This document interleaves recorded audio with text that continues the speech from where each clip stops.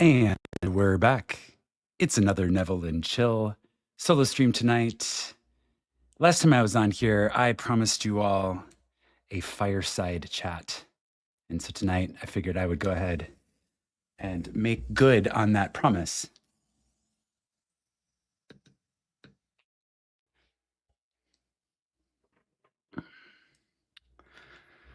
Welcome, everyone, to Neville and Chill, the fireside edition. We're going to try a little different camera angle tonight, and we're going to have a little fireside mystic chat about the power of imagination and what it means to be a brave mystic. Welcome, everybody who is joining me live in the live stream. I was watching your comments as we were getting started here. And I see we have, let's see here, let me greet everyone. We have Moon Bunny. We have Bonnie. Hello, Bonnie. Orlena, Anna, April, Jackie, Oksana, Serenity, Bill, and Ratik. Welcome, everybody. Okay. Yeah, so we're going to try a little different experience tonight. Tonight we are going to use the fire as a tool of focus. It's a tool of focus for this conversation about what it means to be a brave mystic. All right. So I was thinking earlier today, there's this Neville quote, and he's quoting someone else, and I did not find the exact reference, but maybe you all will recognize this. I'm just going to paraphrase it to the best of my ability. This may be a Shakespeare quote that Neville is quoting. I'm not really sure who the original author of the quote is, but this is how I remember it. It goes something to the effect of, if it were as easy to do as it is easy to know what to do, then cottages would have been castles, and peasants would have been kings. Let me say that again. If it were as easy to do as it is easy to know what to do, then cottages would have been castles, and peasants would have been kings. Okay, so what does this quote mean? This quote means that it is very easy to know what it is that we are to do. It's very easy to intellectually comprehend something, anything. But obviously, in this moment, we're talking about this idea of being the mystic and to know what we need to do to be the author of our reality. It is easy to know what we need to do. It is easy to find instruction. It is easy to find techniques. It is easy to find people who will tell us, well, if you would just do this, if you would just do that. The knowledge is easy. The knowledge comes quickly. The knowledge is easy. But the doing, the actual application of the knowledge, the doing of the knowledge is where we are put to the test, and really where it maybe for some of us is not so easy. And that's where the second part of the quote comes in, where it says, well, if it were as easy to know as it were to do, then our cottages would have been castles, and peasants would have been kings. This idea that we know that it is possible to build the lifestyle of our dreams. We know how to do it. We know what the techniques are.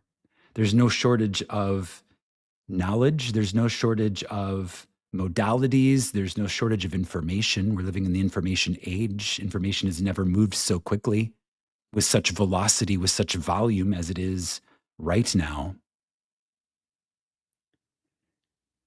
And yet doing is really the test. Are we putting it to the test? I remember a couple of episodes ago, the topic was test yourself. Test yourself, put it to the test, actually try it. How will you know How will you know when you leave it in the realm of conjecture? How will you know until you try for yourself? How will you really know what the truth is? How will you really know how much authority, how much authorship, how much of the role of being the author will we have? How much of that do we have? And how will we know until we put it to the test? And I see Jackie in the chat has brought me the reference. Thank you, Jackie. The reference is The Merchant of Venice, and that is Shakespeare. I don't claim to have quoted it perfectly, but I certainly did paraphrase the essence or the meaning. Okay, so the topic for tonight is the brave mystic. The brave mystic. So, what is a mystic?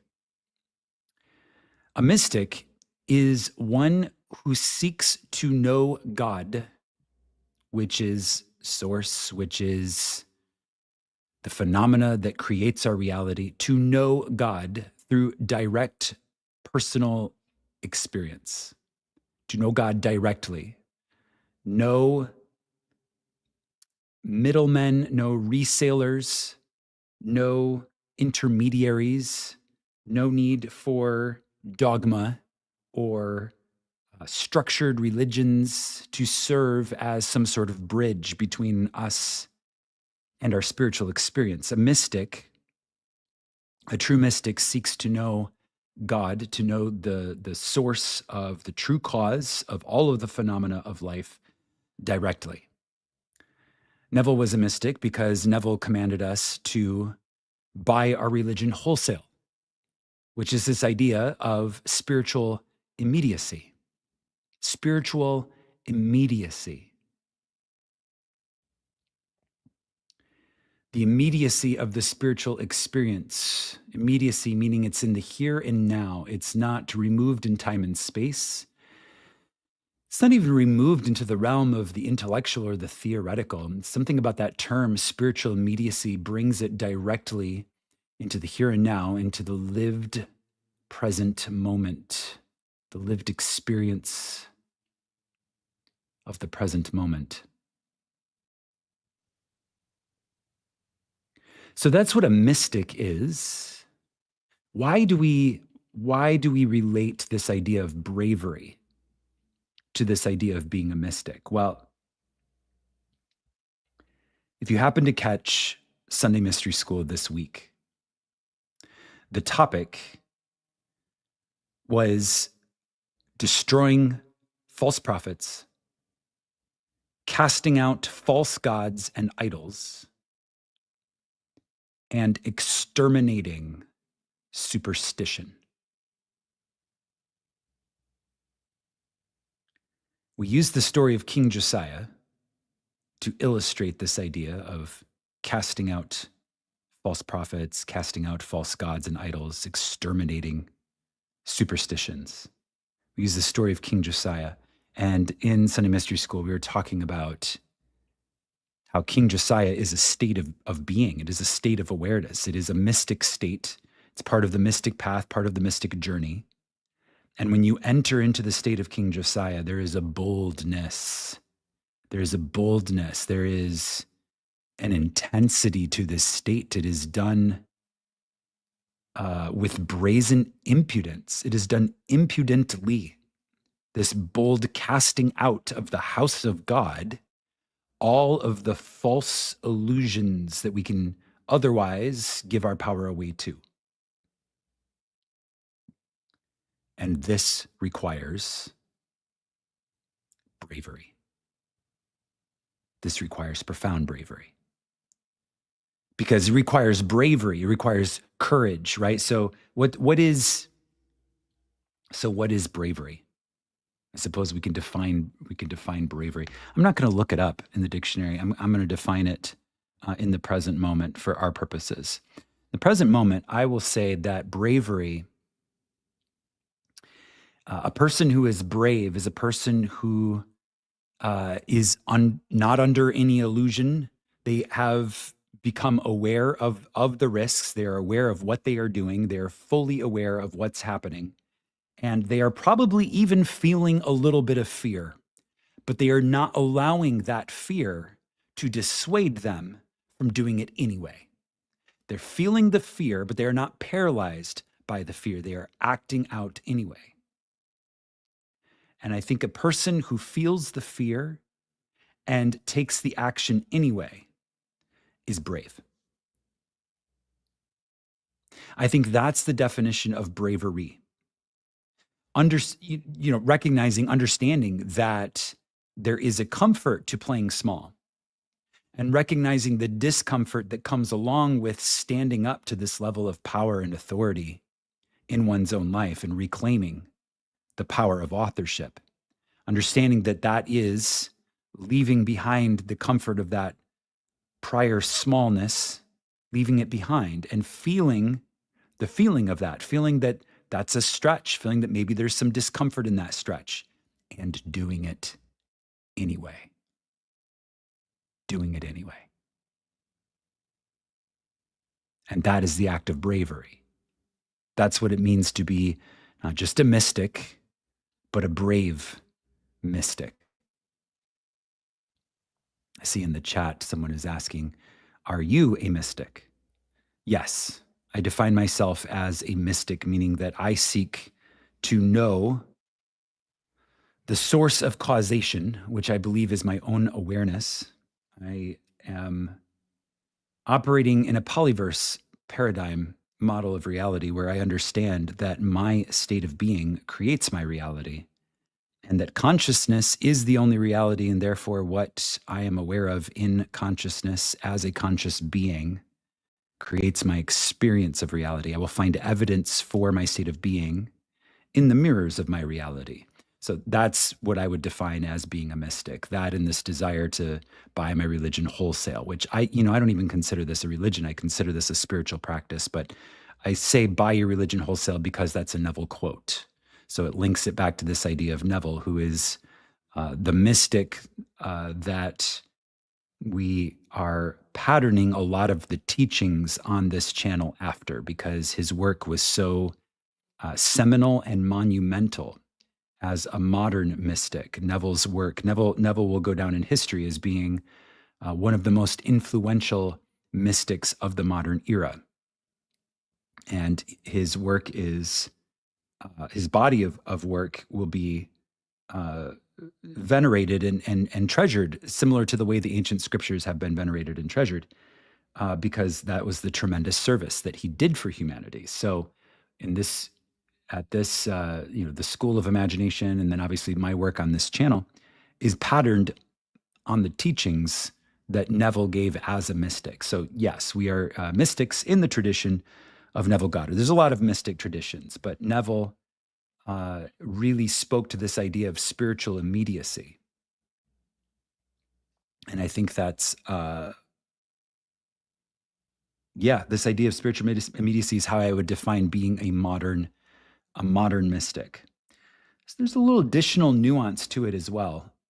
There are people who call themselves mystics who maybe do not see that word in quite the same way. For example, I noticed that the search engines, when I type in, let's say I'm making a video with B-roll.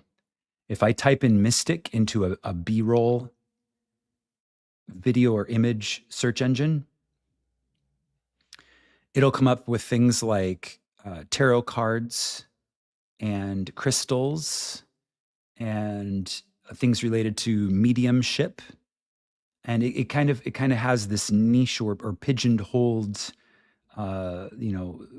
concept of what mysticism is. And keep in mind, these are people who took pictures and they're like, oh, how do I describe this picture? Oh, well, this is a mystic picture. Okay. They may have no conception of the idea of mysticism as being spiritual immediacy, but it's this idea of mysticism as we define it, it is this idea of spiritual immediacy. Good evening, Donna. Donna says, we need to create a concordance to the works of Neville Goddard. Yes. So that is one of the projects that we will embark upon as a community in the upcoming years. Concordance, a glossary. We will train a chatbot upon the bibliography of Neville's works, and we will train it to give not just summaries, using large language model, but really to give us precise references, links to lectures, dates, excerpts to help us map out the work. I still find Neville work all the time. There's several sites that are actively publishing from the archive. I have accumulated a vast archive already of his work as part of the School of Imagination. The School of Imagination maintains a Neville Goddard archive of audio recordings and transcripts of lectures. And like I said, even though I have all that, still there are transcripts that are still being uncovered and discovered.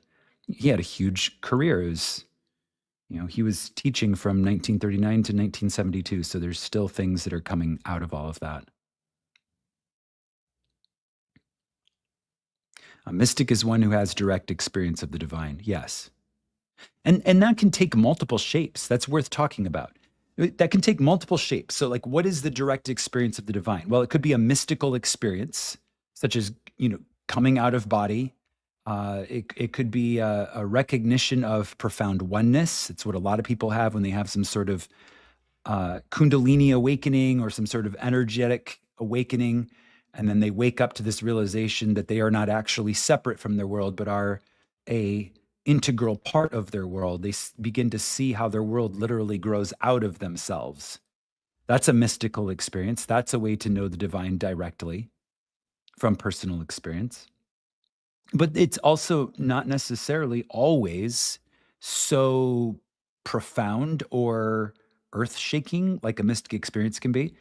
Simply manifesting, using our awareness, saying, I'm going to consciously create circumstances for my life using my imagination, using my awareness. I'm going to become aware of what I desire to experience. I'm going to experience it in my imagination so that it will then come to me in my actual physical reality and replay what I experienced first in my imagination. That's an act of using God power. So that in and of itself is a direct experience of the divine. Right? So it can take multiple forms, but I think the mystic is the one who says it is important to me to experience God directly. And then I think for someone to actually say, oh, I don't just read mystics, but I am a mystic, someone who self-identifies as a mystic is someone who then says, I'm going to make living the mystic life my lifestyle. So it becomes part of one's identity in that regard.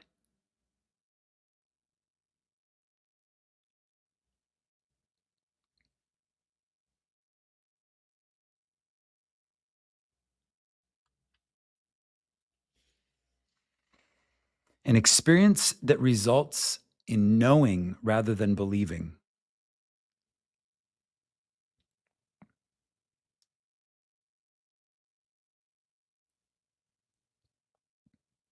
I like that, Donna. I think that really is placing the fingers on the pulse of what it means to be a brave mystic. A brave mystic is one who boldly seeks to know directly rather than just to believe. So, for instance, someone who was to define themselves as a mystic, uh, they would listen to someone like me speak about the power of imagination to create reality. And rather than just taking my word for it, a true mystic would say, okay, that's an interesting idea. I'm going to test it for myself because I don't want to just take this guy's word for it. I want to see for myself. I want to know from experience. I don't want to have to trust anyone else's third party testimony. I want to know directly. And then the mystic understands that the value of knowing directly is that it profoundly builds faith. It profoundly builds faith to have direct, firsthand personal experience, to know that the law is true.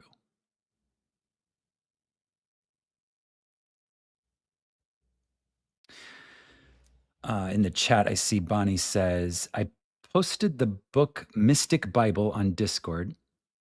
I'm not sure whether there is a resemblance with Neville Goddard's teachings. Yes. Yes, there is. I saw the book that you posted. So you posted the 8-page summary, and then I also saw a link to the site where you can download all of the chapters. It seems like it's in the public domain and freely available. And so I read the first couple of chapters because I wanted to understand the perspective that this particular mystic was giving in the Mystic Bible. And it is a perspective. It's not that it's chapters and verses. It's not that it's going, book by book and interpreting the mystic wisdom. It's more that it's taking the main themes of the Bible and personalizing and individualizing them so that we can see that that these main themes of the Bible are speaking about us, our lives. And so that's really the theme of what I was seeing this Mystic Bible do. So yes, there is value to that. Yes. And I will read some more. Apparently the teachings are based on light. Yes. Okay.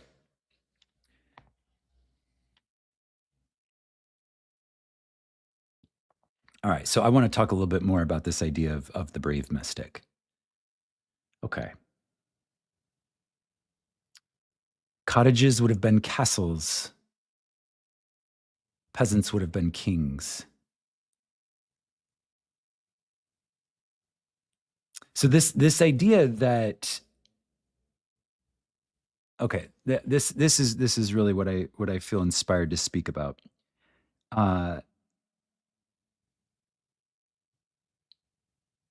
In my own personal journey, when I began to wake up to mystic teachings, when I found the teachings of Neville and Florence Scovel Shinn and Genevieve Berend and a few other mystics that have been profoundly influential in my personal journey, when I found these people and I began to hear what they were telling me, and I began to sense the truth in it, and I began to take what they were telling me and then go into the silence and feel into my heart. And I could feel the resonance. I could tell that they were a reflection of what I would call truth with a capital T. Some of the things that they were saying, was a reflection of truth with a capital T. And I could tell because my inner heart-based truth beacon that can sense whether someone is speaking truth or someone is speaking some sort of twisted truth or corrupted truth or something that's less than pure truth. My heart can tell. So I would go in and I would check in with my heart, and the teachings would land, and I'd be like, okay, this is truth. And the more that I started to really recognize the truth, I began to have this voracious appetite. And I do mean voracious appetite for content, voracious. I didn't just want to hear, a lecture or two of Neville's. I didn't just want to read a chapter and then go about my day. I had a voracious appetite. I became like a vacuum cleaner of mystic knowledge. I was on fire for ingesting as much wisdom as I could possibly acquire. I was on a mission. I was like, I have found the holy grail, meaning a perspective on reality that unlocks all of the secrets of reality and sets me free. And it felt like the most valuable thing in the world. It felt like discovering a treasure. It felt like winning the lottery. It felt like having an infinite, you know, an infinite supply of the most valuable thing there is. and it thrilled me. And so I just jumped headfirst into it. And for years, I was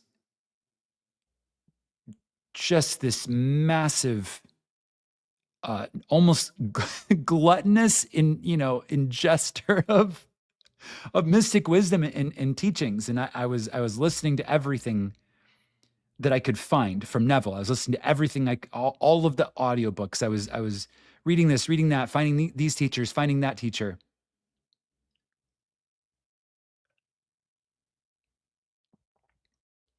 And I had this voracious appetite to really understand as much as I possibly could about how reality is created. I love that you just quoted The Alchemist. It's perfect. Yes. Yeah, voracious appetite. And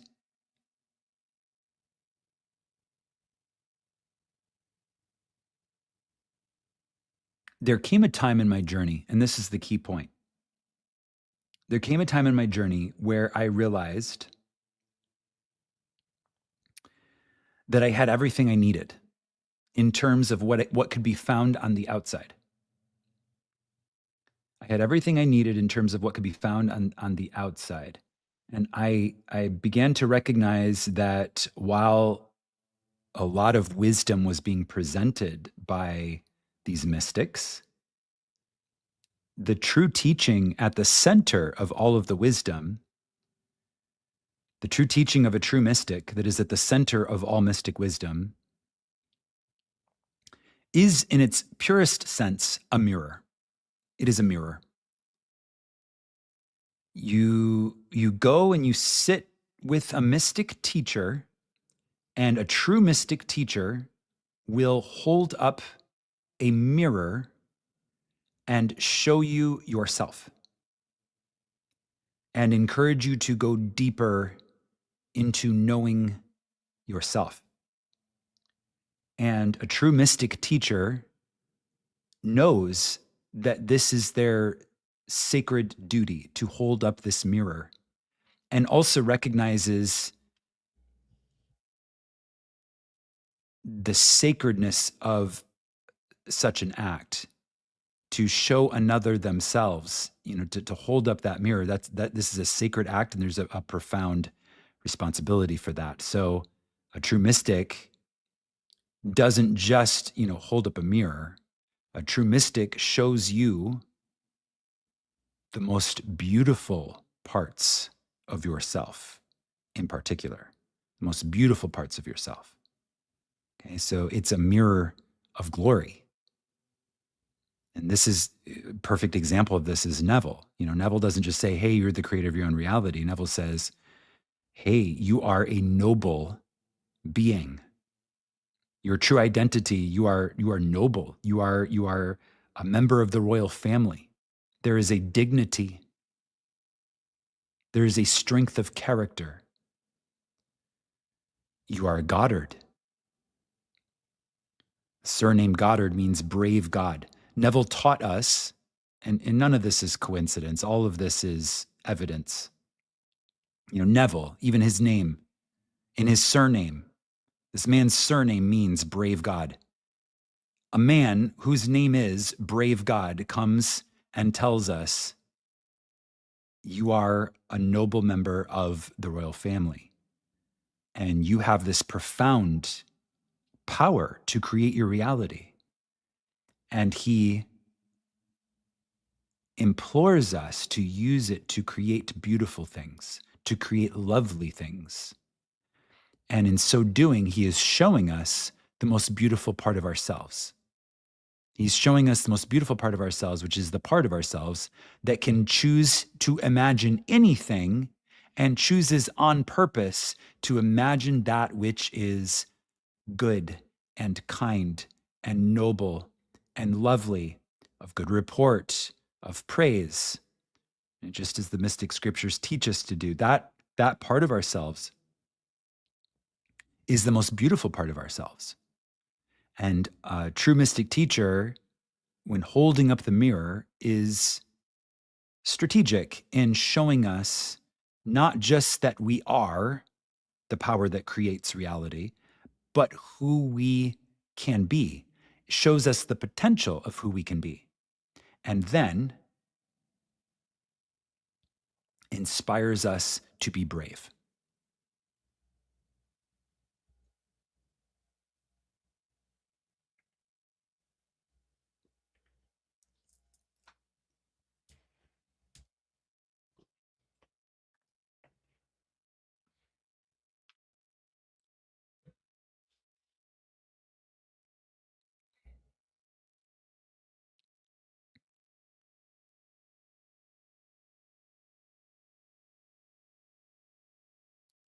There comes a point in the journey where something flips.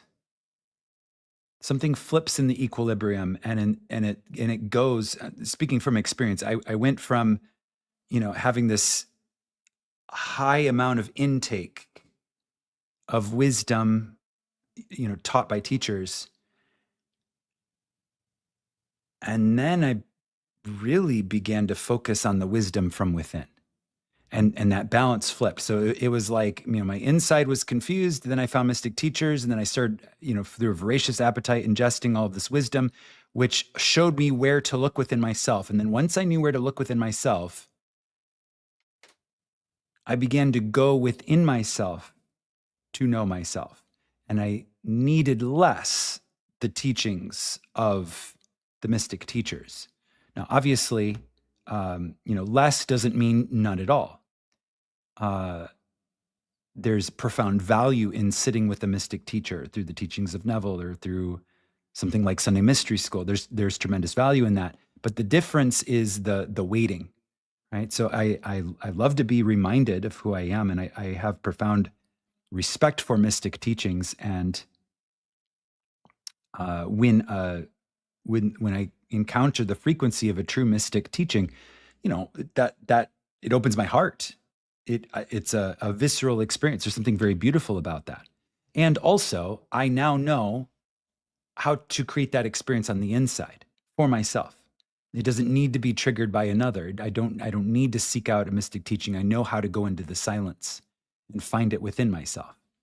And so I think that's a key stage of the journey. And I think that's also when we begin to become quite brave.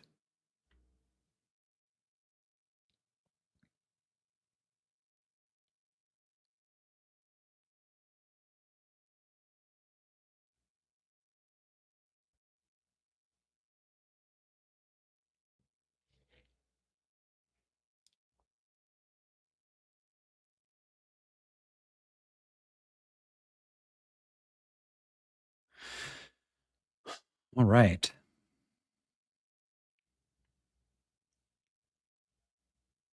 I'm going to take this opportunity to open up my drink here.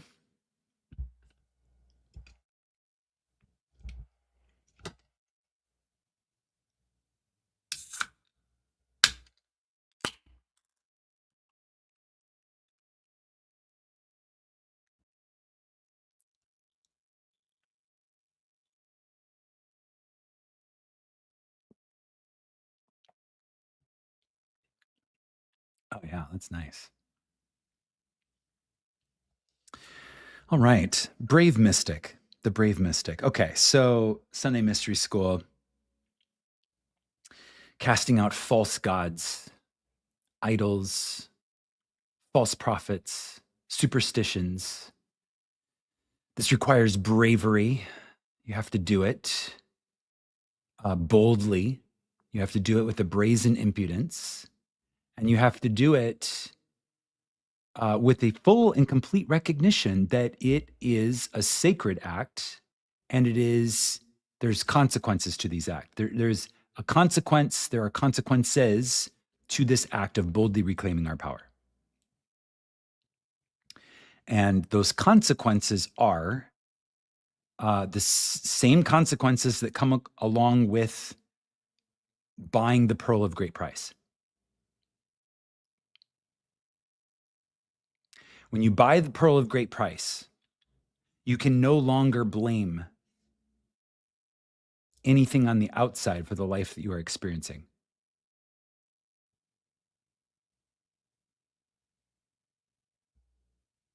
You can no longer there's no more excuses. That's the consequence. There's no more excuses. And that requires bravery. It requires bravery to take that level of profound responsibility and say, I'm not going to hide behind excuses. It's the person who says, the buck stops here.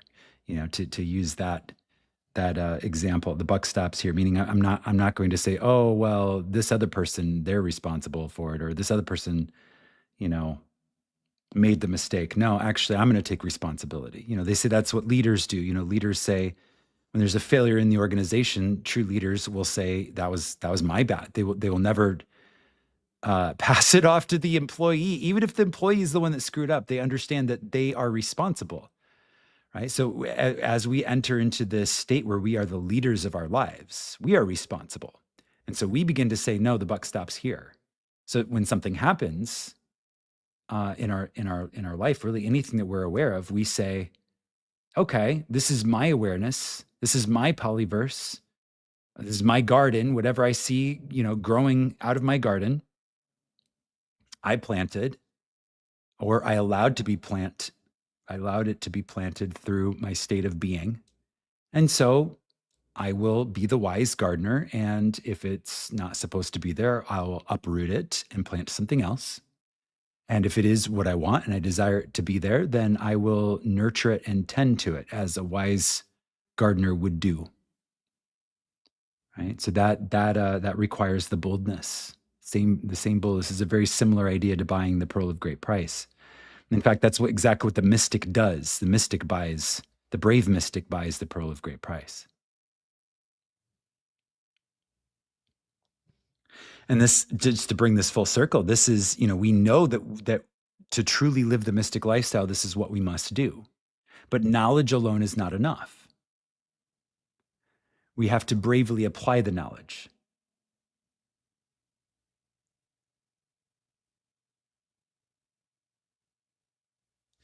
And wisdom would tell us that there's a difference between the teaching and the doing. Okay, so I'm thinking of the young kids that come out of college and they've just had 4 or 6 years of business training, and then they go into a company, an actual company environment where it's not just learning, it's doing. And most of us that have done something like this, we recognize very quickly that the controlled environment of our education, such as our college campus, is very different than the real world environment. Okay, so the training was useful. And also, in the real world, things don't necessarily work the exact same way as they did in the simulated and controlled environment of a college class or of a educational experience. Okay, so they can come out and be, oh, I know how to do this, and then very quickly realize that this is no longer just a training simulation. There's real world variables. There's more going on. Okay, so to relate this analogy to what it means to be a brave mystic, we can say, oh well, I've learned so much. I know what to do. I've studied all these techniques. I know how to manifest things. I know how to use my imagination to align my state of being with what I want.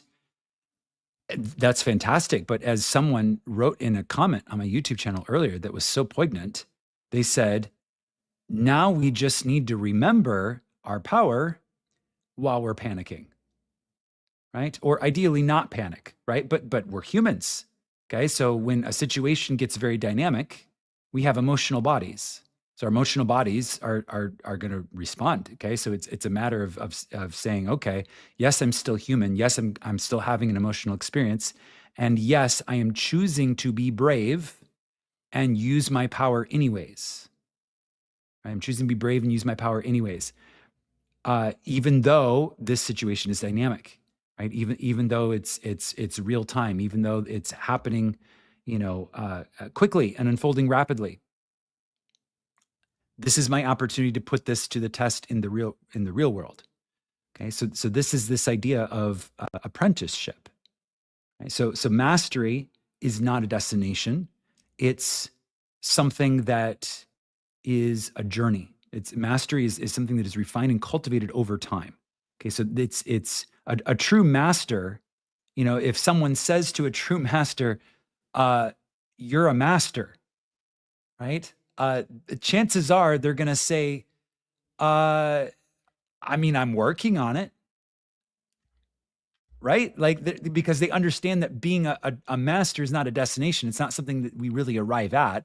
Rather, that it's a process or a way of relating to the practice or a way of living life.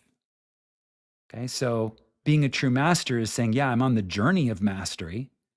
And what makes us be on the journey of mastery is coming back every day and trying again. Right? It's this idea of the master's workshop. The master's workshop. It's coming back to the master's workshop and realizing that every day is another opportunity to practice being on the path of mastery. And so what that is okay, I'm having a human experience right now. Let me practice using the tools in real time. Right? So not just, when I'm, laying on my Shakti mat and having a deep experience of state akin to sleep. That's not the only time I'm going to practice using my skills. I'm also going to practice when I'm in a real world scenario and something unexpected happens, and it's dynamic in real time. I'm going to actively cast and project images using my imagination, stream of consciousness, and I'm going to do my best. And I am going to be graceful with myself and understand that I may not always get it exactly right. But what makes me a master is not the perfection of what I do. It is my willingness to come back to the master's workshop again tomorrow and try again. That's the distinction. It's not being perfect. It's not being in a state of perfection. It's about being willing to come back and do it again. Right. So, all of these ancients, all these sages and motivational speakers and teachers have said this, maybe not about mystic wisdom in particular, but it's this idea. It's not how many times you get knocked over, it's how many times you get back up. I read a quote the other day. He goes, this guy, he goes, true success is moving from failure to failure with no loss of enthusiasm. Oh my God. I thought that was so funny. I thought that was so funny. True success is moving from failure to failure with no loss of enthusiasm. Now, that's kind of a bleak way of looking at success, but it made me laugh because there is, of course, all of us can recognize there is wisdom in this statement. Not that we are actively welcoming failure, but we are recognizing that it's not about the perfection of the execution. It's about being willing to come back and try again with no loss of enthusiasm. Okay, so this is actually a conversation that's happening in the mystic communities right now. There's a lot of people that are talking about how, for them in their experience, mystic wisdom as applied has not worked. I've seen people sharing from their experience. They're like, "Hey, I have been practicing the teachings of Neville. I have been using my imagination to manifest a specific state of being. I have done everything that I know how to do, and I've simply not been receiving any type of results." Some people in the comments on my YouTube channel, I've heard them say, "I have been practicing this for years, and nothing's changed."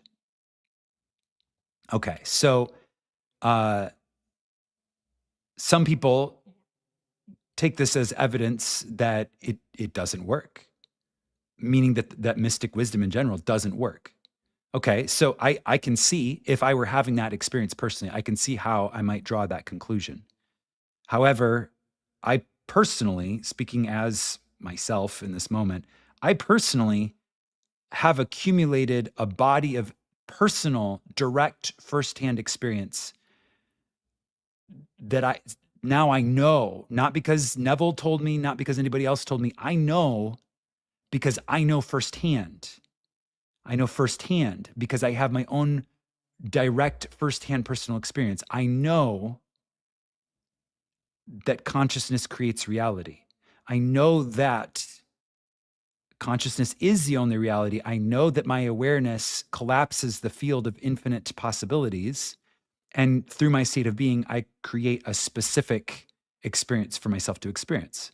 I create a specific reality for myself to experience. So I know, but I also, being an empath and really having a desire to lift as I rise, my desire is that all of us rise together. So when I see people who are clearly in anguish about this, saying, I've tried so hard and I feel like I'm not getting anywhere, my heart honestly goes out to these people, and I would like in my own way, to the best of my ability, to inspire and encourage them in whatever way I can. And I feel like the first thing that I would say, that I do say, because I've spoken to people about this also who've experienced this, the first thing I would say is what I just spoke about this idea of mastery. Mastery is not about perfection, and it's not about a specific destination. It's about the process. It's about focusing on the process and not the results. Okay, so it's about coming back every day and doing it again and seeking to be just a little bit better than you were yesterday. Okay, so to imagine a little bit more vividly, or to be just a little bit more vigilant about mind and speech. In mind and speech, those are our immortal creative powers, mind and speech. So being a little bit more vigilant about how we're using the creative power of mind and speech, just being a little bit more every single day, 1% better. Okay, so that's the approach. That's the first thing. And sometimes it helps to hear that, and sometimes you know if you're really experiencing, you feel like, man, this really doesn't work, and then someone says, oh well, you just need to come back and try it again every day. Sometimes that helps, other times that may not help as much. So for the people that they're like, yeah, that's not helping me, okay, this is what I would say then.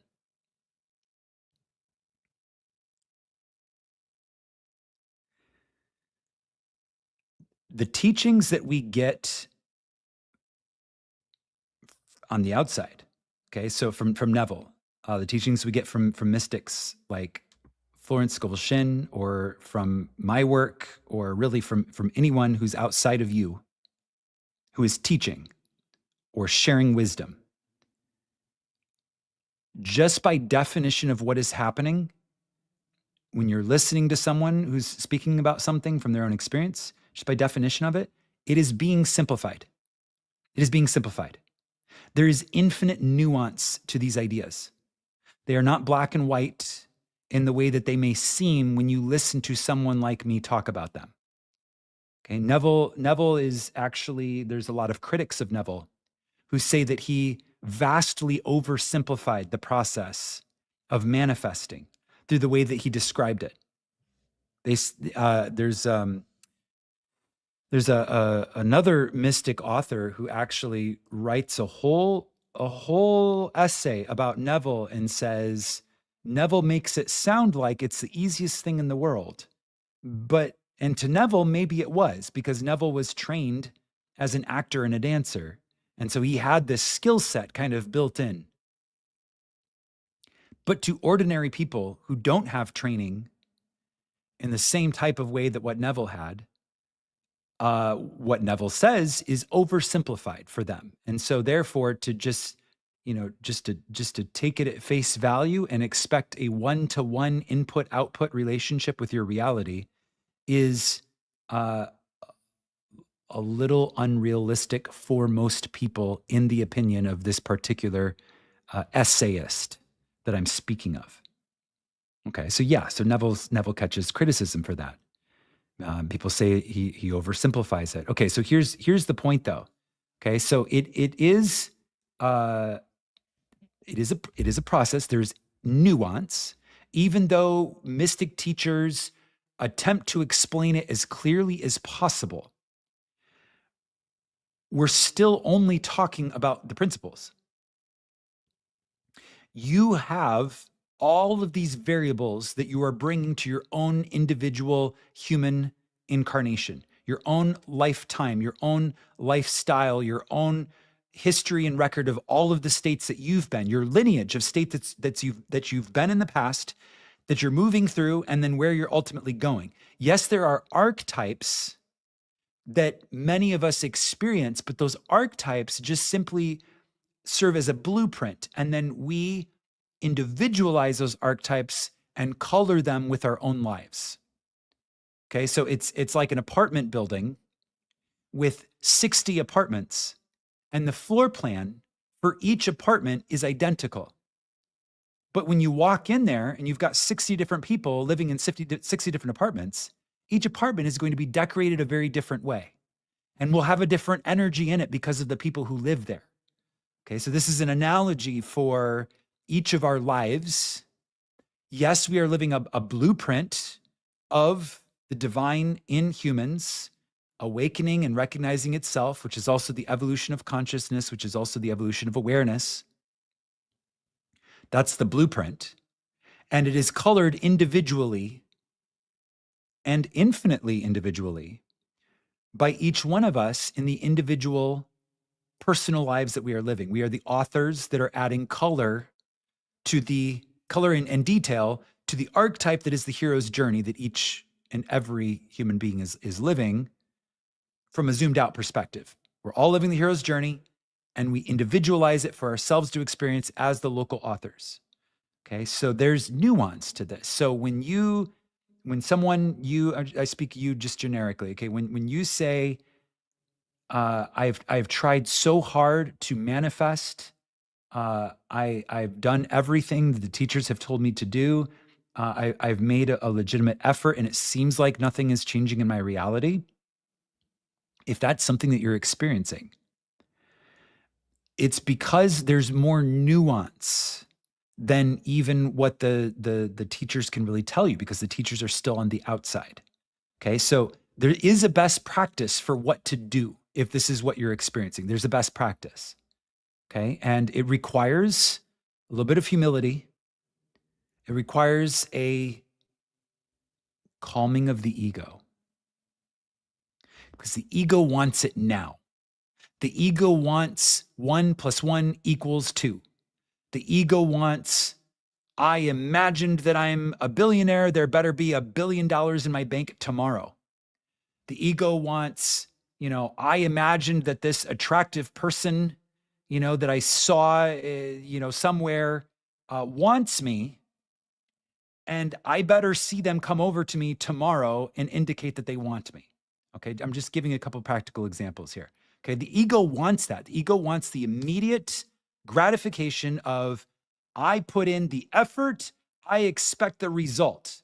Okay, I, gave an hour at work, I better be paid for an hour of work, right? That's what the ego wants. Okay, so mystic wisdom demands that we calm and temper that ego and ground it and come into a place of humility. And the best practice then is to engage with the spirit of curiosity, with the spirit of curiosity. Now, if your ego is raging, that's probably the last thing you want to hear. The last thing you want to hear is a guy like me saying, hey, you need to calm down and approach this mystic wisdom, the application of it in your life. Approach your whole journey from a place of curiosity. Be curious to discover the power of God, your power in your life. Be curious to discover an experience of God firsthand as a mystic would in your life. Be curious about it. Okay. But if you're able to set aside the ego and come into that place of gentleness, be merciful with yourself, understand this is a journey, not a destination. Understand that ancient mystic commandment of seek ye first the kingdom of God and its righteousness, its right consciousness, and then all these things will be added unto you. So it's about setting aside this obsession with results and instead seeking first and making primary the right consciousness. The right consciousness. And I'm telling you in this moment, the right consciousness begins with a sense of curiosity.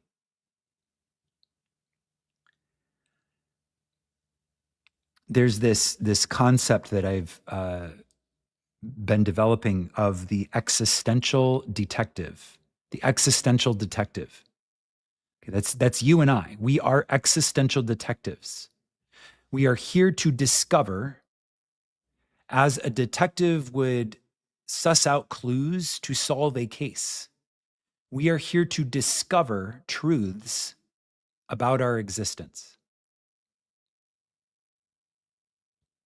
We're the Sherlock Holmes of the mystic realm. Okay, we're here to learn. It's a mystery. We're solving a mystery. Not that there's a single solution to the mystery. It's the act of discovery, which comes from a place of curiosity. That is the prize. The act of discovery is the prize. Okay, so why is mystic wisdom called the mysteries? Like, why is a mystery school called a mystery school and not any other name we could give it? Well, it's because of what I'm telling you in this moment. The whole path is about discovery. We're exploring a mystery. We are detectives on a caper. Right? We're in our lives. Our lives are the case that we're investigating. Like, I woke up this morning and I found myself living as awareness inside of a sleeve of a human body that enables me to interact with physical objects, right? I found myself housed inside this vessel that allows me to interact with things that seem to be, solid and real. Okay. I'm not the body. I'm the awareness inside of the body. The body is like clothing or like a sleeve or a glove that my awareness is wearing. Okay. Well, if I can tune into that, now let me evoke that sense of profound curiosity.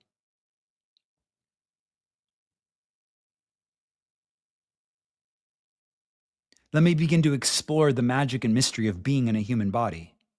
Let me begin to explore the magic and mystery of living a life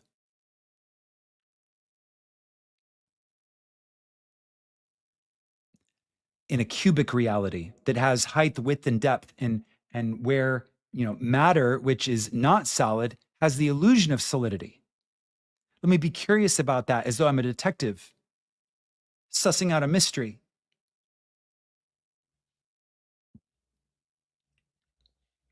So back to this idea of these people who are quite frustrated in this, about trying to get this one-to-one input-output response with the mirrors of their reality and feeling like it's not working, feeling like there's a gap somehow. The spirit of curiosity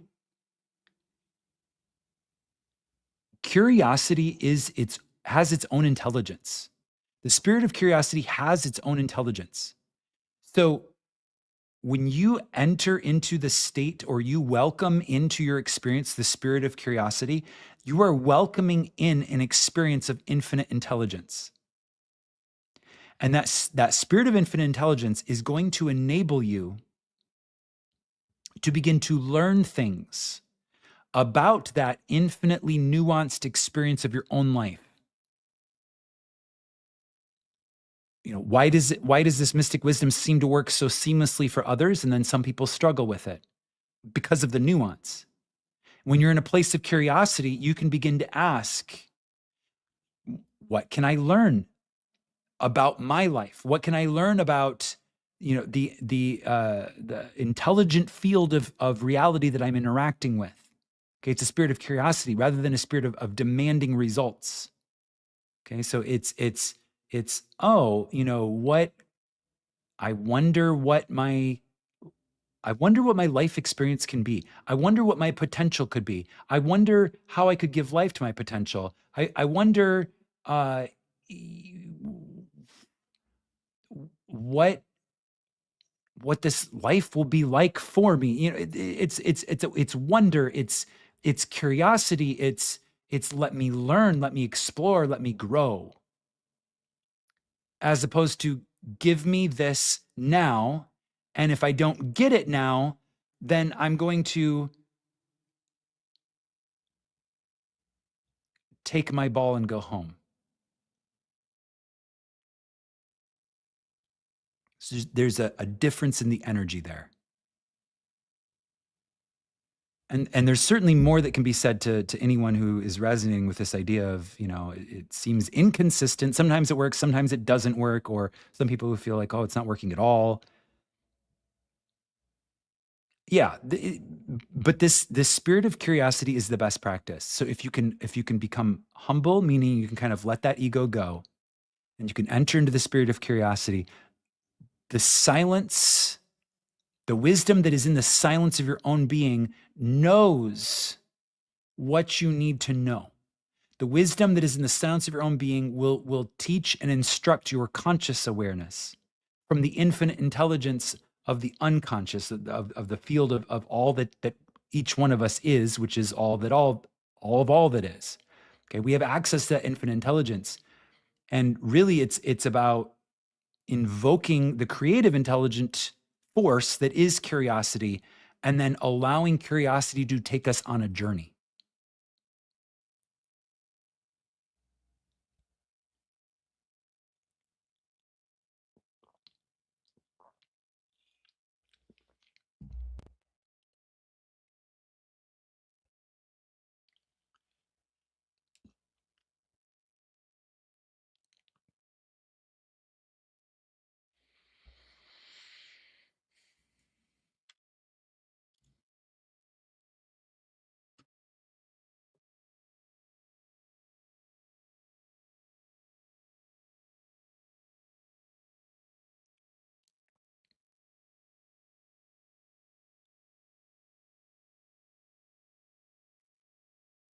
I'm looking at the comments here. There's some great comments here.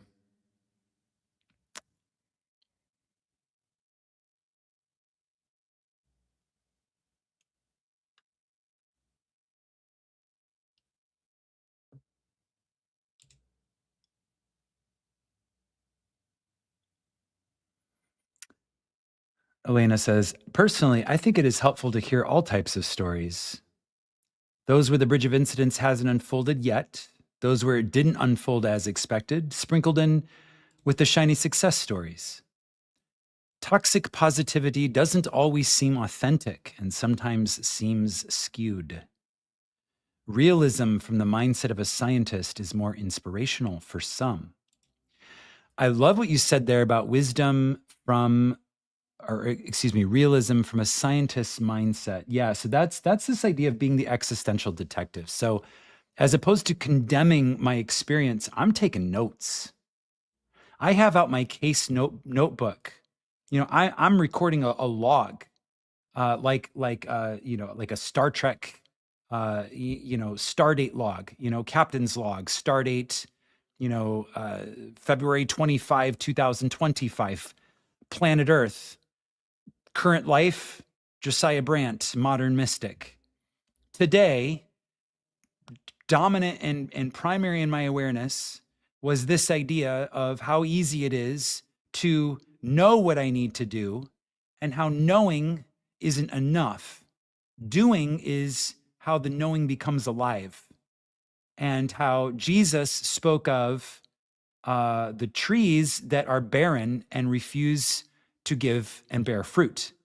And that's the people who know what to do and don't actually do it. So Jesus spoke about the importance of bearing fruit.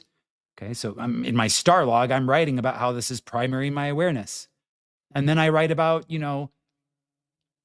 I see this potential. Uh, I see this potential or possibility for my life. I see something, an aspect of a state of being that I could give life to.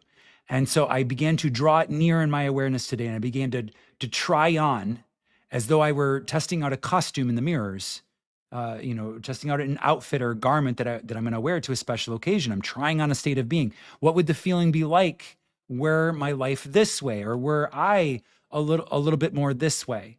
Okay, so I'll give you a real life example. I have decided to write a book, and so writing a book is less about trying to force a book and more about becoming the state of a successful author.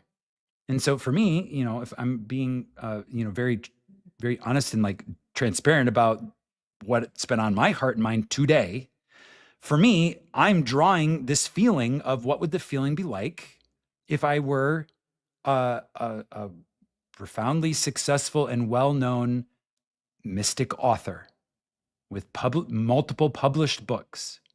Okay, so I don't know what that feeling is like until I start to try it on. Okay, I start to try it on. So what do? I go into my imagination and I move myself in time and space to a scene which would imply that I've already published my books and am now celebrating their success. And then I try on that feeling. What do the emotions feel like? What is the thought stream associated with being and having that? Okay, I leave the realm of thinking of it and I enter the realm of thinking from it. And of course, I do that the way that the mystics teach, which is by creating a firsthand personal experience of it using my imagination. Okay, so that's an example of curiosity and existential detective. So I'm logging as a detective. Hey, this is my experience. This is what I'm having right now. This is what I'm bringing into my awareness. This is what I'm trying on for size. This is how it feels. Okay, and then the next day, remember we talk about right before you fall asleep, tune into the feeling of the person that you desire to be and make it real. Make it as real as possible for yourself and then fall asleep in that state. And then tomorrow, do it again. And then on the third day, you will see evidence that you are sleeping in and with your desired state of being. Your circumstances will reflect back to you. It's the 3-day recipe. I've talked about this in Neville and Shell. Okay, so I'm taking notes. I'm an existential detective. I'm writing down, hey, tonight I'm falling asleep in this state. And then tomorrow I write down, hey, I'm falling asleep in this state that is the same state that I fell asleep in last night. And then the third day, I'm out there and I'm looking. I got my notebook out and I'm looking. I'm like, okay, what is different about my reality? I'm driving down the street. Oh, I don't remember that building being there before. This has literally happened. I've literally in state of being work, I've timeline shifted to where I've entered a new physical reality to where a building that used to be something else becomes something completely different and wasn't there before I switched timelines. Okay, so as an existential detective, that's fascinating. Okay, so I'm pulling out my notebook and I'm like, I noticed today as I was driving down Main Street that there's a building that I never saw before, and I've lived in this city for 5 years, right? So it really seems like I've hopped timelines. I'm so curious about this. I wonder why, this building had to be different for this new timeline that I'm in. Okay, so it's curiosity, right? And curiosity has its own intelligence. And so now, rather than looking at the mirrors and saying, I still don't have a book, where's my publishing deal? Clearly this metaphysical wisdom doesn't work, right? Which is not the state that we want. Instead, I'm so curious. I'm like, hey, I've switched things, and now, this person that I haven't talked to in 5 years, is suddenly, back in my email box. They want to have a call. I wonder if that's related to this idea of the book or how it's going to inspire. Or, hey, third, fourth day of sleeping in the feeling of the wish fulfilled of being a successful author.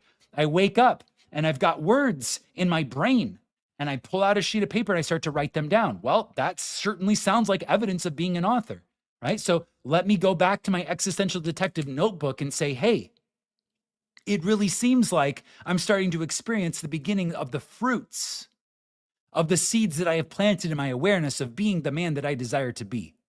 So I'm curious. I'm going to write this down. Now let me see what happens next. Okay, so that's the mindset. That is the perspective. That is the mastery frame. Okay. And as not just mystics, but brave mystics who don't just hear, but do. This is our lifestyle. This is how we live. We live this way. We live in a spirit of curiosity. We live by returning to the master's workshop every day and not demanding results from the wheel, but rather knowing that the process is the key. We work on ourselves every single day. We work on ourselves every single day, knowing that the reflection in the mirrors is inevitable when we change our face.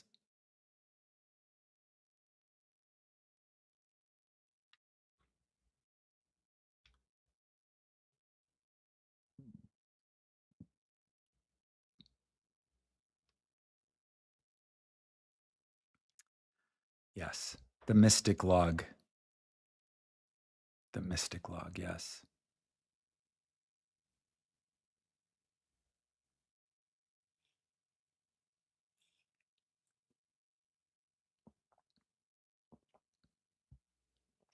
Okay.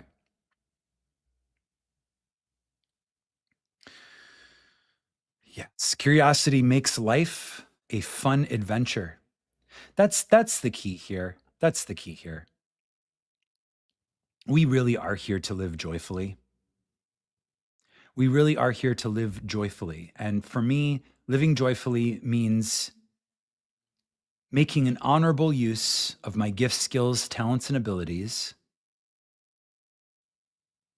which are the gifts of God in my life. My gifts, skills, talents, and abilities. You have them too. We all have gifts of God. Our gifts, skills, talents, and abilities. Making honorable use of those.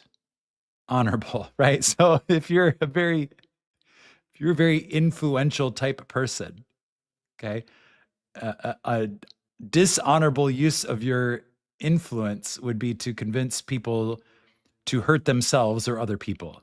Okay, so you'd still be using your gifts of being highly influential, but it would not be an honorable use, right? So honorable use implies that you understand that everyone is yourself pushed out. So you don't intend to hurt anyone because you'd only be hurting yourself. Okay, so you want to make an honorable use of your gifts, skills, talents, and abilities. You want to approach life from a spirit of curiosity. You want to live joyfully, meaning that if whatever you're doing, whatever you're contemplating, it should feel energetically in the depths of your being. You should feel a lift of your energy. You should feel a lift of your energy. This is how you know it's a true desire versus a desire that someone else is trying to make you want, right? You want a lift of energy. I remember someone, I know who it is, but it doesn't matter, the name. Someone said, if I, what was it? It was about this idea of being a billionaire, right? So many people want to be a billionaire, and it seems like something we should all want. But if you're contemplating it, and you're contemplating, the responsibility of having all of this economic influence and having, just all of these business dealings and all of these, things that come along with the state of being a billionaire, and you feel your energy starting to sag a little bit, right? Then that means it's a desire that someone else is telling you that you should want and not what you actually want. Okay. But if you're contemplating that and you feel this lift of energy, like this feels amazing. I feel this lift, like this feels good. I feel more alive when I contemplate this. Okay. That's how you know that it's a true desire aligned with your authentic being. Okay. So we're here to live joyfully. We're here to make honorable use of our gifts, skills, talents, and abilities. And we're here to come back to the master's workshop every day. We're here to live life through the spirit of curiosity, which makes life an adventure. And we're here to be existential detectives, investigating the mystery. Okay. There's a reason why we pass through veils to enter a human lifetime. If the veils did not serve a purpose, we would not have installed them. Okay, no one did it to us. We did it to ourselves. We created veils for ourselves.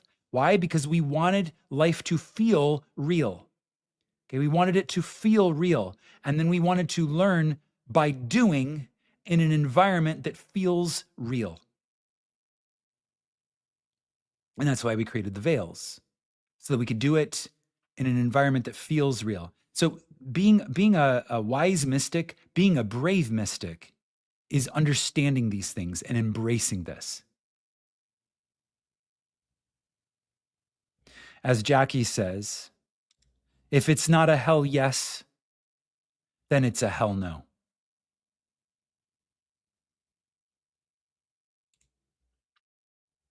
Okay. Awesome. Well, I see we've got a bunch of people on the live stream here. Thank you everybody for hopping on here and having a little chat about what it means to be a brave mystic. I trust that this conversation has planted the seeds of something beautiful in your life. That's always the intention here. This should meaningfully add to your quality of life. I trust that it has. That's why I get on here and do this. That's the honorable use of my gifts, skills, and talents and abilities, is to inspire a beautiful planting in your mind, in your heart, in your spirit, in your awareness. And so I trust that that is what has occurred. Thank you to everybody who's checking out the replay. Thanks for being here. Thanks for the fireside chat, everyone. It was a little different tonight, but I hope you all enjoyed it. You're welcome, Donna. Thanks for being here. All right, my friends, I will see you all for Sunday Mystery School. Until then, imagine wisely, my friends, and I will see you all in the next. Good night.